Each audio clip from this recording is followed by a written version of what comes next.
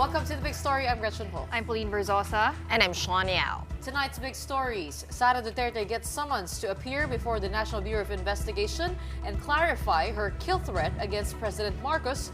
The Vice President says it again. Her statement was taken out of context.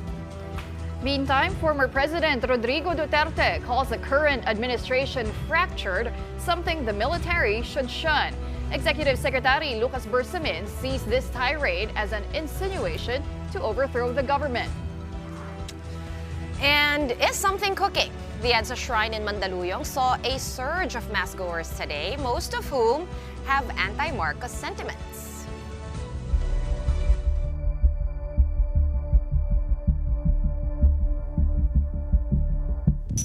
Our top story for tonight, Vice President Sara Duterte's subpoena has been served. The National Bureau of Investigation is summoning her to its office to do some explaining. Now, the NBI wants to find out what Duterte exactly meant when she said she had contracted an individual to kill President Bongbong Marcos, his wife Liza, and his cousin, Speaker Martin Romualdez. But the VP was quick on the defense again, saying that whoever thinks that she is a threat to national security read her statement wrong. Elaine Fulgencio has tonight's big story. At past 12 in the afternoon, members of the National Bureau of Investigation Special Task Force arrived at the office of the Vice President. They were armed with a subpoena compelling VP Sara Duterte to appear before the NBI to clarify her controversial statement. The OVP Legal Counsel received the summons on behalf of Duterte. Just a few days ago, Sara said she was contracted an individual to kill President Bongbong Marcos, First Lady Liza Marcos, and House Speaker Martin Romualdez. That is in the event she is murdered. For the NBI, the Justice Department, and other security and law enforcement agencies, that remark constitutes grave threat. Still, they want to give Duterte a chance to explain. Ito ang pagpapatunay na meron tayong due process. Bibigyan natin ng pagkakataon ang ating Vice President na maibigay ang kanyang side on the controversy. No? Ipaliwanag niya at kasama na yung sinasabi niya na may threat sa kanyang buhay. In an ambush interview on the same day her subpoena was issued, Duterte again went on the defense. I have to die first. They have to kill me first. They have to kill me first. So now they can't kill me anymore. Unless they want to die. She also does not believe that what she uttered against the president, his wife, and his cousin was an active threat, as the Presidential Communications Office sees it. And just like what she told the National Security Council, she believes her statement was taken out of logical context to consider it a threat to national security as a whole. There is absolutely no flesh on the bone. Pakicheck. May sinabi ba akong assassin doon?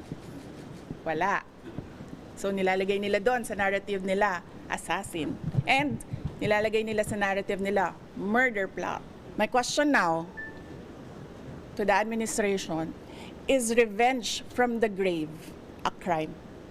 But the NBI says Duterte's message is very clear. Dalawang beses sinabi ni Madam Vice President na no joke, no joke. Diba?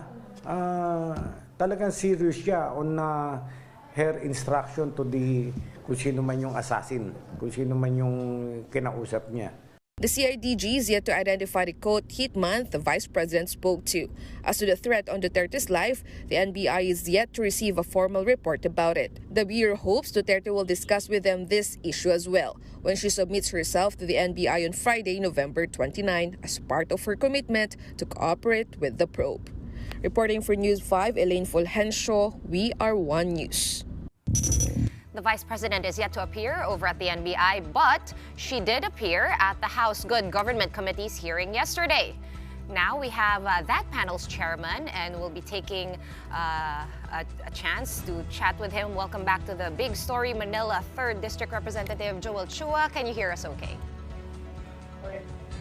Good evening, ladies. Thanks for having me tonight. Okay, Congressman, napa-oath take nyo na, no? Ang Vice President, dalawa na sa staff niya ang na-ospital. Saan na papunta ang next hearing ng Committee of Good Government? Sa Friday po, meron po kaming committee hearing hopefully, dito po, matanong na po ang ating Vice President. I was curious actually, Kong Joel, no? How come you didn't ask her any questions yesterday doon sa hearing because she already took her oath? In fact, I was expecting na mabobombard siya with questions, but instead, na yung mga staff pa rin niya ang tinanong. Well, actually, yung mga congressman po kasi, they were, they prepared a question with respect to the four staff of the Vice President. Kumbaga, parang laying the predicate. So, hopefully, unfortunately pala, one of the staff of the Vice President suffered some health. So, during the course of interpellation, medyo tumaas yung kanyang blood pressure at saka dinala po siya sa ospital. So the Vice President requested that she be accompanied by the Vice President. Kaya nga po biglang yung Vice President umalis, sinamahan po niya yung kanyang staff. So may mga congressman naman po na supposed to be magtatanong kay Vice President, but unfortunately umalis po yung Vice President dahil medyo naubos po yung kalahati ng araw po namin sa mga admin matters Kaya medyo napatagal po yung mga line of questioning ng mga congressman. Congressman, speaking of the OVP staff, Zulaika Lopez says she will take legal steps to object to the House detention extension. And Attorney Sal Panelo said this is an excessive use of contempt power given by the Constitution to Congress. You've been called out for congressional overreach. What would you have to say to that? I mean, what do the House rules really say vis-a-vis the rights of your resource persons? Bakit kailangan sa Correctional Institute for Women? Wala naman po may gusto na mangyari yan. Unfortunately, during the period of detention of Zulaika Lopez, medyo marami po kasing nangyari. There was a breach of protocol. Yung Vice President po was insisting to sleep in the vicinity of the House of Representatives. There was even a letter requesting from the Vice President that she be allowed to jog within the compound of the House of Representatives. So medyo nagkaroon ng security risk, security threat. So on top of that, yung Vice President po, nagbablog pa po, parang medyo may mga call na nadudum po siya. So medyo nagkaroon, na-alarma po yung Sergeant at Arms. So it was brought to the attention of the House leadership at tayo po ay kinontak, no? Kaya nga nagkaroon po kami ng special session to address this issue. Are you waiting for the Chief of Staff, Zulaika Lopez, to attend the hearing again and be able to speak? Also, Gina Acosta? She was invited last hearing, but unfortunately, the medical doctor gave a medical bulletin. Sinasabi po ng medical doctor that she be allowed to rest for at least 5 days or something. So we extended the contempt and the arrest of Zulaika Lopez for another 5 days. Right. Balikan lang natin konti, no, yung unang tanong ni Gretchen, Congressman Chua, kasi nung nag-emergency meeting kayo, hindi niyo po isinapubliko yung fact na nagkaroon kayo ng emergency meeting. Nalaman na lang po naming mga media the following day after na magkumahog ni Vice President Sara Duterte na nasaan yung minutes niyo, ganyan-ganyan. To anyone who was watching events unfold, kasi the casual viewer, Congressman Joel, mukhang parang, kumbaga, gusto nyong umalis, no, si VP Sara doon sa premises ng Batasang Pambansa, pero ang nagyari, mukhang nabuli, or parang, kumbaga, nilabas ninyo, no, to kay Attorney Zulaika Lopez, yung, kumbaga, siya yung natamaan para magalaw, parang some sort of inertia to move the Vice President out of the premises. Some constitutional watchers are calling this unfair and unconstitutional. Ano pong masasabi niyo doon? They can always at any time question the constitutionality of our order. Okay. All right. Congressman, I want to go to the resource persons, Edward Fajardo and Gina Costa, who said that they disbursed confidential funds to security officers. You are seeing this as unconstitutional or not in accordance with the joint circular. So ano po ba dapat yung protocol sa ganun? Ano? Para lang magkaroon po tayo ng konting kalinawan doon. Saan po? Pakiulit po. They disbursed, Edward Fajardo, Gina Costa, nag-disburse po sila sa security officer. Dapat po ba sila mismo ang mag-hand doon sa bibigyan nila ng confidential funds? I mean, what was the breach that you're seeing here in terms of the joint circular on confidential intelligence funds? Definitely, because they are the disbursing officer. Sila yung nag-file ng fidelity fund. So kung ano man ang mangyari po dito sa pondong to, ay pananagutan po nila. That is their accountability. Ladies, ito pong pondong to, what we are talking now is not personal fund of Acosta and Fajardo. Pondo po to ng taong bayan. They cannot just entrust this to anybody without any legal grounds para maibigay po ninyo itong pondo. And what we are talking here is 612.5 million. Hindi po ito barya. Okay, Congressman, punta Sino naman... po mananagot dito pag nawala po ito? Correct. Congressman, puntahan naman po natin yung mga pangalan na lumutang no, sa House hearing, Mary Grace Piatos, Cocoy Villamin. The committee said it plans to get or to tap itong a penmanship expert, pati na rin po yung PSA. Did the House get around to doing that? Ano na po yung nakita nyo doon?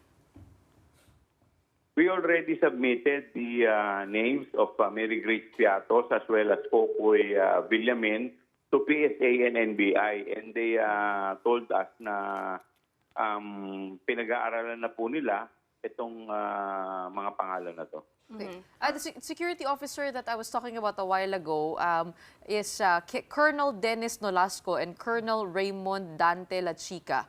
Are both of them a part of the Vice Presidential Security Protection Group? And are you looking to summon them to the next hearing? We already invited them, both of them. So can we expect them to be there on Friday? Actually, last Monday, Colonel La Chica was present, but unfortunately, because of the health issue of Gina Acosta, the Vice President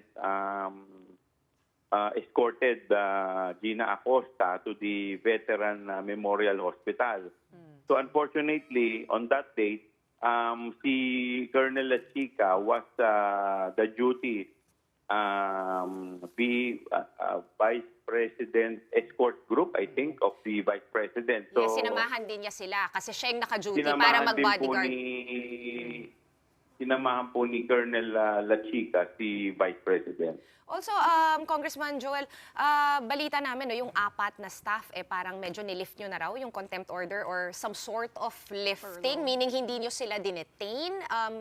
Ano po yung main reason kung bakit, why are they being treated differently, for example, from Zulaika Lopez, who actually answered all your questions? We gave them a furlough. Kasi po yung kanyang contempt is for refusal to obey summon. Nung time na yun, nag-umattend na po sila, but the furlough was conditional. Kailangan po bumalik po sila on Friday para po talaga matapos na po itong issue na to at sila po ay makarating. Pero Congressman, their attendance. Per Congressman, itong mga officials, is the contempt order still in effect sa kanila kahit may furlough? Yeah, pero ano lang naman to, furlough lang eh. Temporary relief lang po yan eh. Pero kung na-contempt sila for not attending pero nag-attend na sila so nabigyan sila ng furlough, shouldn't it follow na na-lift na dapat yung contempt since they already appeared? And as you said in your earlier interview na they have promised in good faith to attend the hearing on Friday. The reason why we gave them furlough is because yung previous acts po nila. Kasi this is last Monday was the 6th yata or 7th hearing. That was the only time that they attended. what about the other past hearings? Diba? So what is our assurance that they will attend in the next scheduled hearing? Okay, Congressman, maugong po ang balita na maaaring magkaroon ng impeachment, mag-file ng impeachment complaint against the Vice President. What do you think could she be held liable for? I mean, we've asked this question already in the past, but given what has been already unpacked in the recent hearing, especially with the Special Disbursing Officer, ano po yung maaaring pwedeng ma-file laban sa Vice Presidente?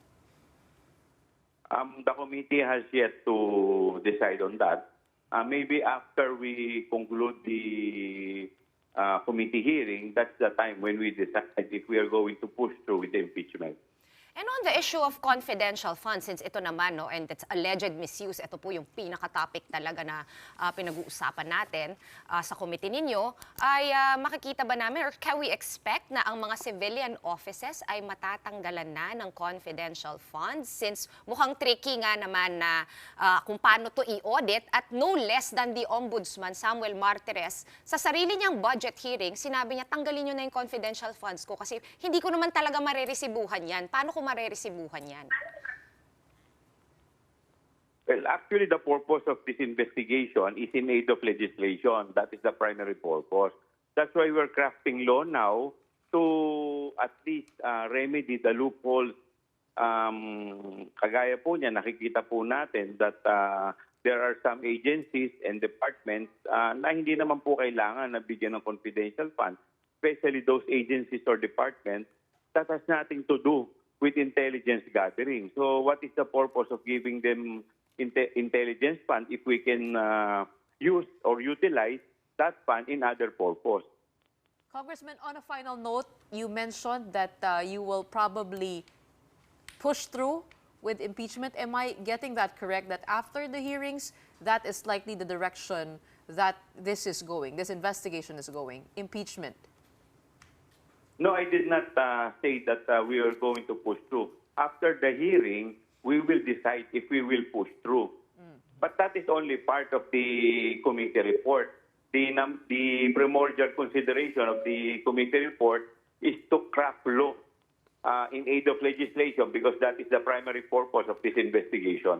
Okay. I guess the Vice President has a big day ahead of her on Friday. First, no, yung mag-answer siya nung subpoena niya sa NBI. She is supposed to appear at that office. And then I guess she will be going to the House for the next installment of that hearing. But for tonight, thank you so much for your time. Manila 3rd District Representative Joel Chua, Chairman of the House Committee on Good Government and Public Accountability. Maraming salamat din po. Up next, an unusual surge of crowd is noted over the Eza Shrine in Quezon City. What could be happening? Well, we'll find out when the big story returns. Stay with us.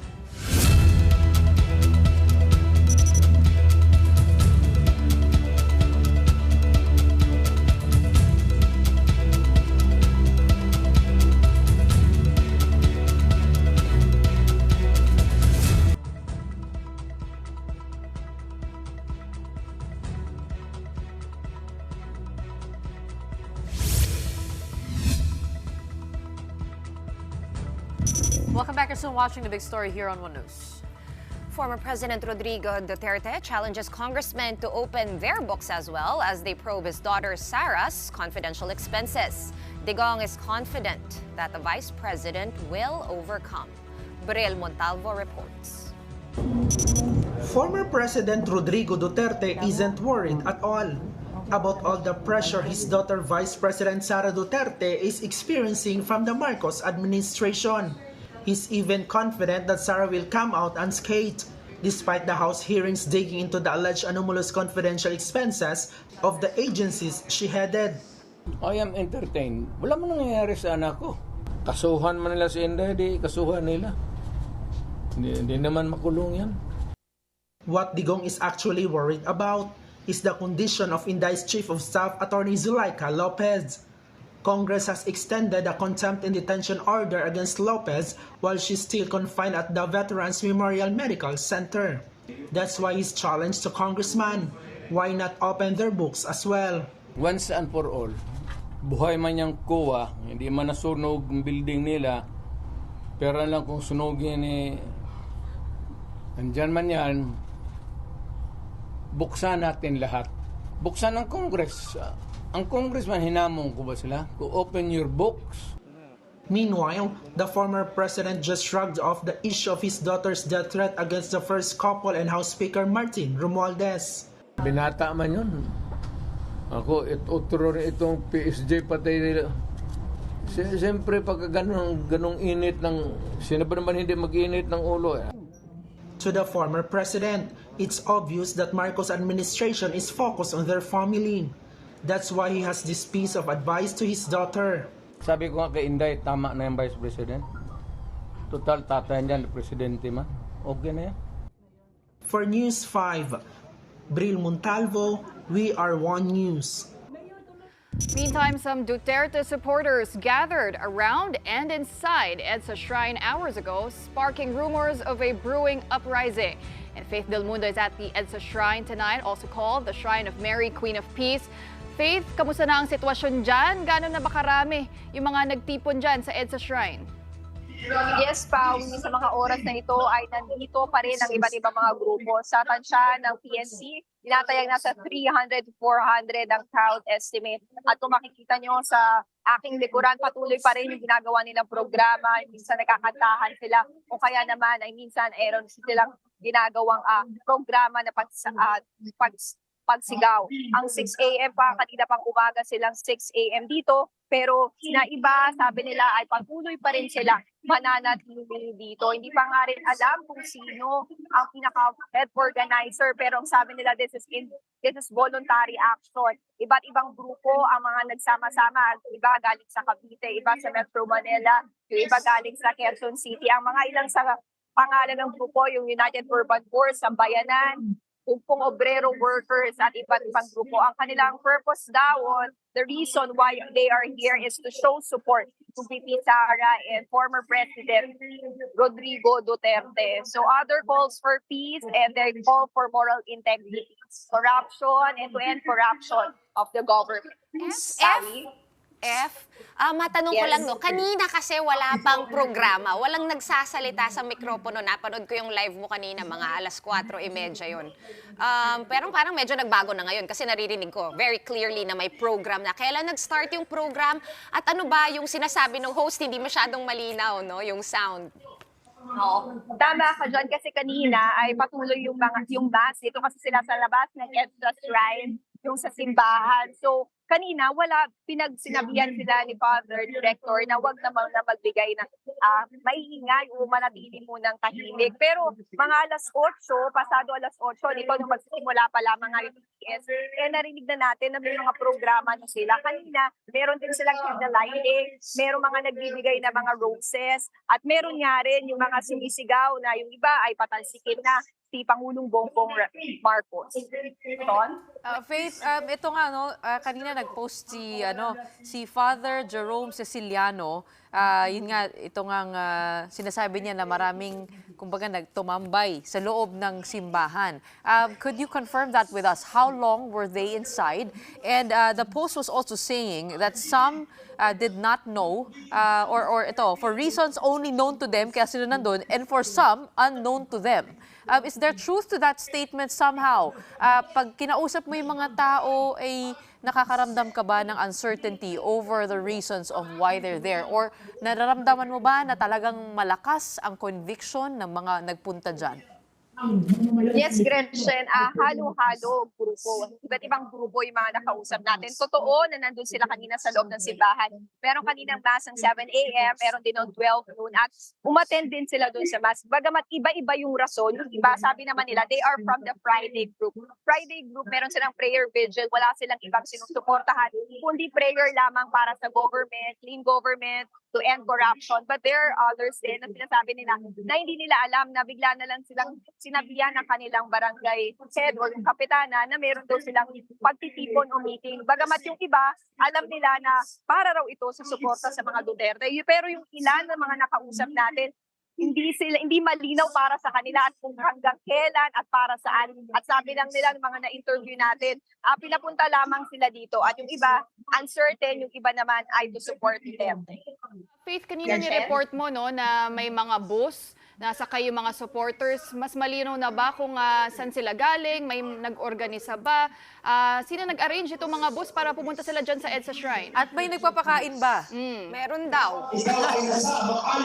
Yes, actually kanina, yung mga galing Caloocan, sabi nila, meron silang 1 bus na papunta dito sa EDSA Shrine. Yung iba naman, sinasabi natin, kasi tinatanong natin, sino ba talaga yung pinaka-head organizer? Anong gusto ba? Pero ibang grupo yung binibigay nila sa atin. Sinasabi nila, patuloy na sinasabi nila din sa voluntary action. Ang sabi nga nung isa, si Eric Jeff Celis, General Secretary ng Grupong Sambayanan, ang sabi lang nila, may isa lamang daw na nag-post sa social media. Ang sabi nila, tara pumunta tayo sa EDSA.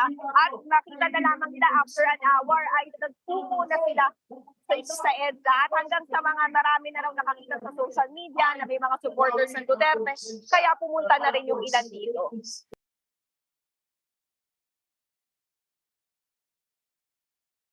Yung mga tubig, nakapak na yung mga pagkain. Ang sabi nila ito ay donasyon daw. Okay. Isang tanong na lang, no?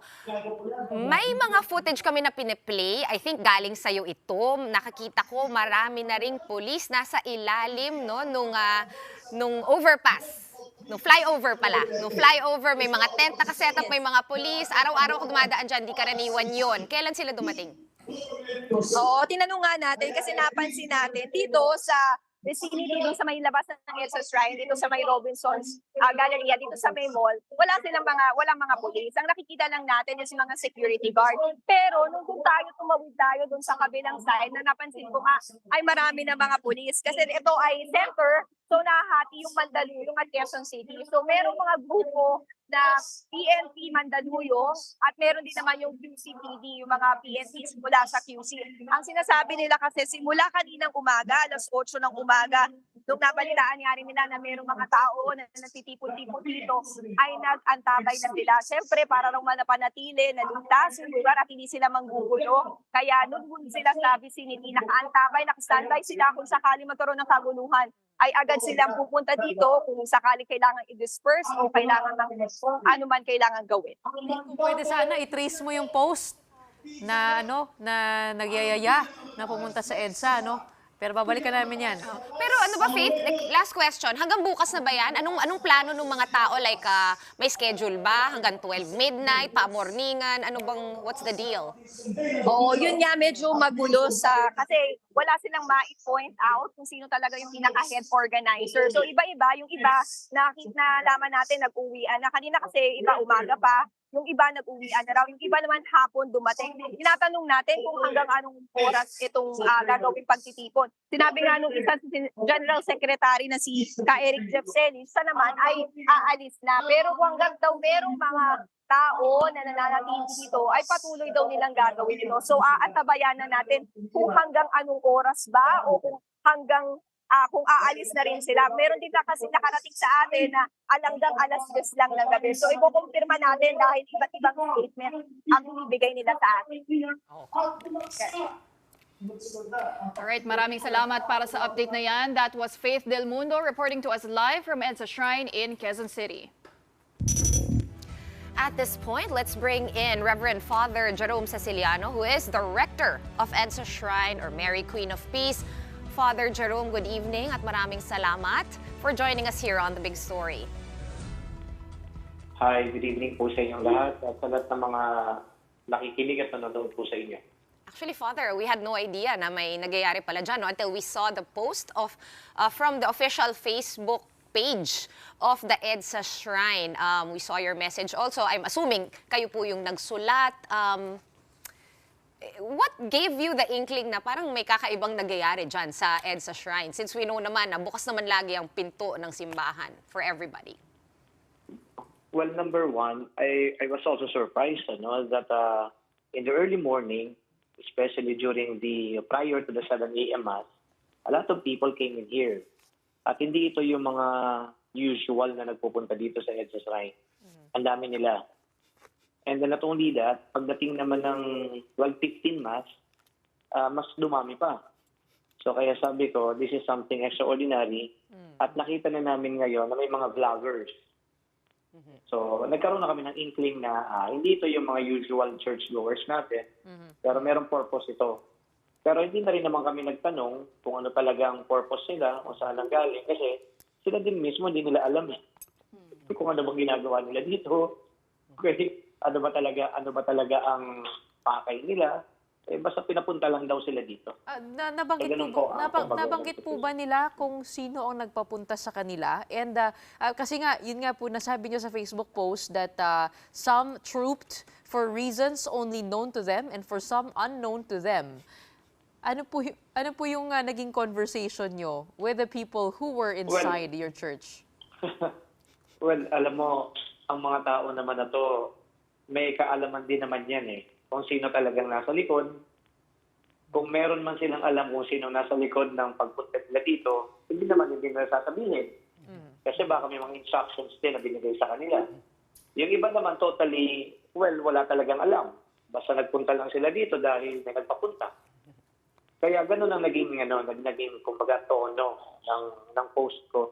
Kasi wala ka talagang makuha din sa kanila Pero Father Jerome, it would seem kanina yung pinost nyo sa Facebook, yung photos, talagang mismong nasa loob ng shrine. Pero tumatambay, nagsiselfone, pero nakahiga. right now and in the late afternoon, it would seem that they moved around. Siyempre, nandyan yung Robinson's Galleria lang, nakakabit halos dyan sa EDSA Shrine.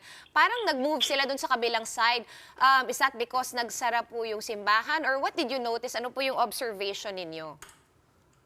Okay, yung pagsasara ng simbahan, hindi po namin ginawa. Actually, we let them stay in the church. Kahit na nakikita namin, yung iba naglo-loiter, yung iba nga natutulog na. Kasi alam mo, ang tingin ko sa kanila, parang victim din ng mga sirkumstansya. Ang tingin ko sa kanila, siguro may pangangailangan din. Kaya yung awa, kaya alam mo yung pagiging bukas ng simbahan, yun ang pinakita namin dito.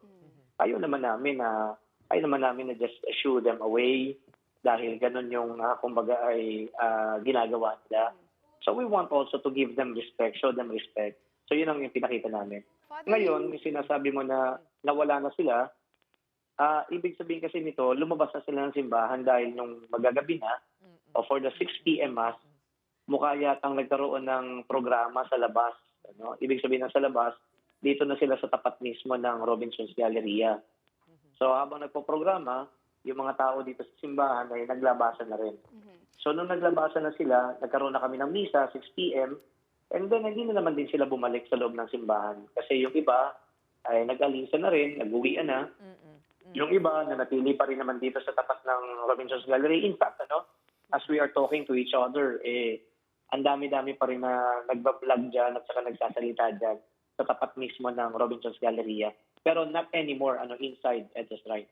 Wala nang tao dito sa loob ng EDSA Shrine. Okay, pero Father, buong gabi po ba bukas itong EDSA Shrine? Sabi niyo po, mananatiling bukas naman yung simbahan. As we speak, is it still open? And hanggang umaga po ba kung balak man nila to stay there until early morning? Kasi alam natin, pagka may rally, protesta, kailangan matulog ng mga tao. Paano kung bumalik po sila dyan sa simbahan?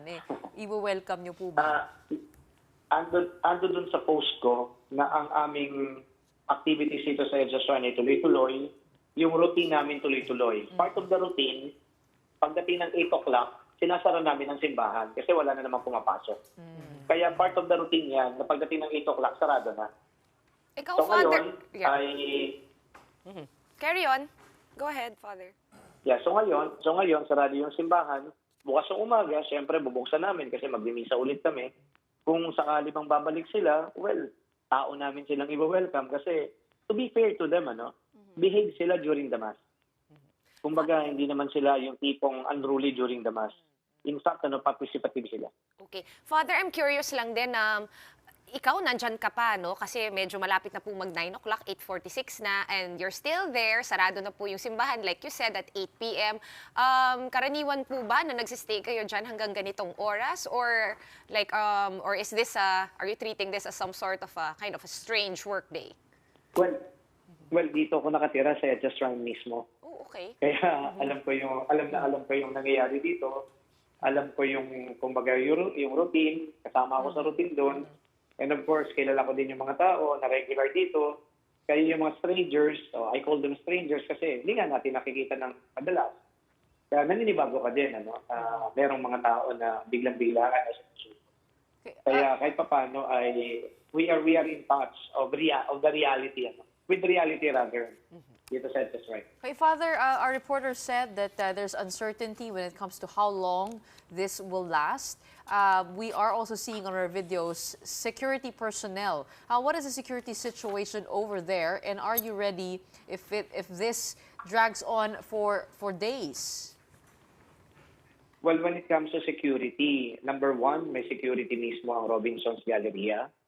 Pangalawa, yung security, andi dito yung PNP personnel. Andiyan din naman sila nakapalibot dito sa EDSA Shrine. Nakapalibot din dyan sa Robinson's Galleria. So, palagay ko, when it comes to peace and order, relatively peaceful naman. Hindi naman natin nakita na marahas yung mga tao, maayos naman. Ngayon, kung kinabuka hanggang kailan ba sila mananatili dito, that I don't know. Pero yung iba sa kanila nagsasabi na 3 days daw sila magka-camp dito. Pero as I see it right now, mukhang thinning ang number eh. I don't know why. Well, alam naman natin yan na kung halimbawa ay hindi talaga well-organized ang isang pagtitipon. Pag sinabi kong well-organized, kasi dapat may pagkain yan, may pera yan, Yes. may mga provisions yan eh. Kung halimbawa walang ganun, eh yung mga tao talaga hindi rin mananatili yan. So let's just pray na it ends peacefully at makita naman natin na huwag naman magamit yung tao. Yan ang panawagan ko eh. Pero yung taong bayan sana, huwag naman magamit. Pero so far, Father, like you said, no, yung temperatura dyan, cool pa naman. Very peaceful, walang gulo. Curious din ako, Father, if tumawid ka dun sa likod kasi mukhang nandun na sila sa kabilang side dun sa may mall side na. Oo. Natawid ka ba dun? Did you check it out? Kumbaga, kasi lumipat na sila? Nadaanan ko sila kanina. Hindi naman sila ganun karami. Ang marami talaga sa kanila yung vloggers. Yung vlogger kasi na to, just to give you a background also about the existence of these vloggers. Andi dito yan sa EDSA Shrine every Friday. So tuwing alas 4 ng hapon hanggang mga alas 8 ng gabi, andi dito talaga yan, nagbablog sila. Meron na rin kaming insidente na yung mga vloggers na yan, hindi ko na pinatungtong ng stage ng EDSA Shrine. Kasi meron kami dito stage eh. Ito yung stage na nasa baba lang ng malaking image ng Mahal na Birhen. Pero yung baba naman ng stage, ito naman yung altar ng simbahan. So kapag sila nag-iingay doon, nagbablog, nagsasalita, dinig na dinig namin doon sa altar ng simbahan kapag kami ay nagmamas. So they start a gathering at around 4 o'clock in the afternoon, and then they will disperse maybe late 8 o'clock in the evening. Yung mass namin was sa East.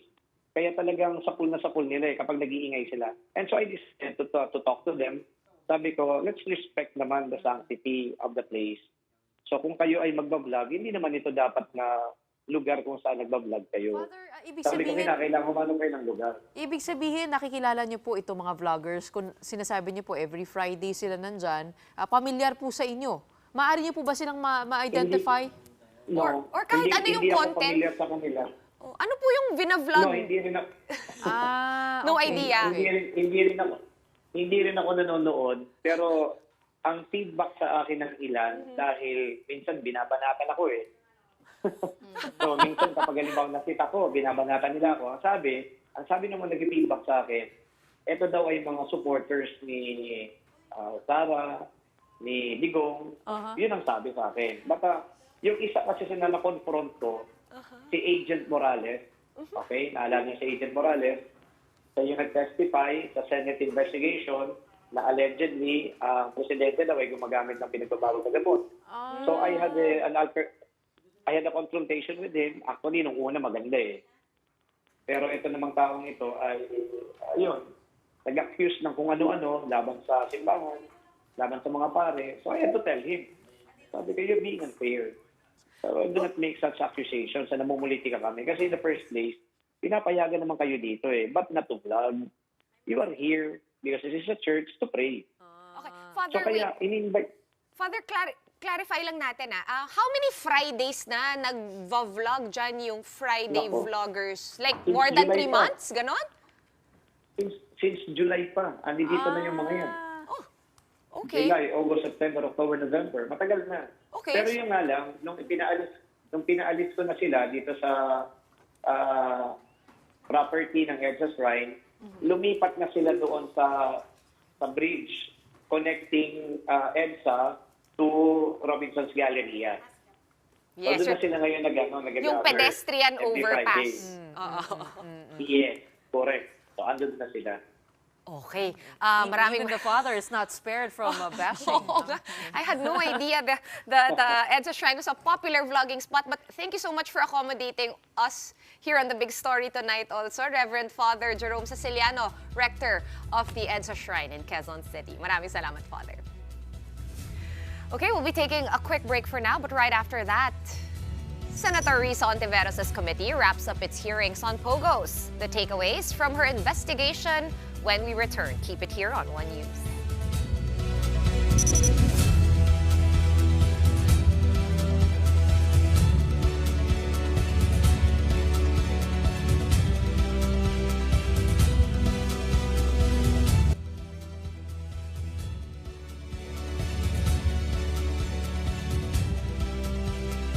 Welcome back. You're still watching The Big Story here on One News. In the almost 2 years that Senator Risa Ontiveros investigated POGO operations in the country, her committee unraveled its dark world, from torture, human trafficking, money laundering, and even espionage. Today, Ontiveros finally wrapped up the Senate Committee on Women and Children's hearings on POGOs. Among her key takeaways, businessman and former Duterte economic advisor Michael Yang is involved in Chinese intelligence operations in the country. POGO is a monster. Michael Yang is a key actor in Chinese intelligence operations here. Michael Yang nasangkot sa Pharmally and, if the reports are accurate, sa drug operations dito. Michael Yang na economic advisor ng dating Pangulo. Ginatasan na tayo, pinagtaksilan pa. Yang's lawyer, attorney Raymond Fortun, responded to Ontiveros' statement, saying it is unfair to create conclusions based on people being photographed together. Now, as for the question if Alice Guo is a Chinese spy, the National Intelligence Coordinating Agency says what they have confirmed so far is that Guo is an agent of influence. This means the dismissed Bamban mayor uses her influence and position to influence public opinion or decisions to the benefit of the country she serves. Huaping, sisiguraduhin ko na hindi ka na makakaulit dito. At matututo ang lahat sa gagawin sa'yo. And circling back to one of our top stories for tonight, former President Rodrigo Duterte again had one of those late-night media briefings hours ago. He said a lot of things about President Marcos and his daughter, Vice President Sara, but this statement stood out. Take a listen.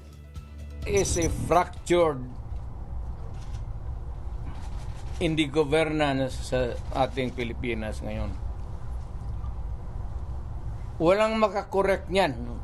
Nobody can correct Marcos. Nobody can correct Romualdez. Nobody can. It's a long process mapapil sa Supreme Court unless you dala ka ng kaso doon, matagalan yan. Mga next year pa yan. So if you want a redress of grievance, there is no urgent remedy. So, it is only the military who says. Kaya ang sabihin ko, presidente ako, nakita ko ang sitwasyon. Kung gano'n rin ang presidente na in face of so many errors there, nagtupak-tupak na ng hanggang nagkaroon ng breakage, fractured governance. It is only the military who can correct it. I'm challenged to the military itself. The whole of the military, kasi sila ang supposed to be protector of the Constitution. Executive Secretary Lucas Bersamin calls this a surprising, brazen act on the part of the former president. The ES said, quote, no motive is more selfish than calling for a sitting president to be overthrown so that your daughter can take over. Bersamin went on saying that the former president should respect the Constitution and not disobey it. and he should desist from being as irresponsible as he has become. Bersamin also knows that any violent attempt to snatch the presidency isn't acceptable. He even advised everyone to wait for the right time and to follow the right procedures. The executive secretary likewise vowed to act on what he called unlawful attempts and challenges only by lawful means. What a day. What a day and what a week it's going to be. What a Friday in advance it's going to be. We have a lot more to discuss, but you know, the hour is up. But we have run out of time, so that's it for the big story tonight. We have 29 nights to go before Christmas. So 28 to Christmas Eve. Yes. Counting down the days, we are One News, all sides, all the time. Thanks for tuning in and have a good night.